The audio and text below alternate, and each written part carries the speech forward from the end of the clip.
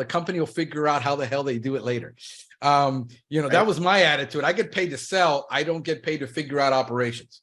So when I go into sales mode, that's one of my biggest fears a lot of the times is when I go into sales mode, my people can't keep up. I can't keep up. The stress is too great. And I'm in that mode right now because I can grow. I just finished, spending $70,000 on a build out on a new van. We're ready to grow again. And I took 2 years off with the divorce and my mom's death. And I took some time off for me. I'm chilling right now. Like I don't do a damn thing.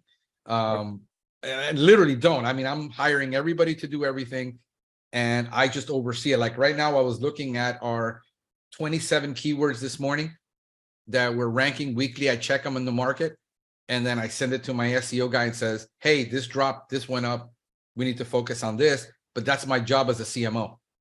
But I have to keep an eye on them because I realize that no agency in the world is going to stay on top of my stuff the way I stay on top of my stuff. Yep.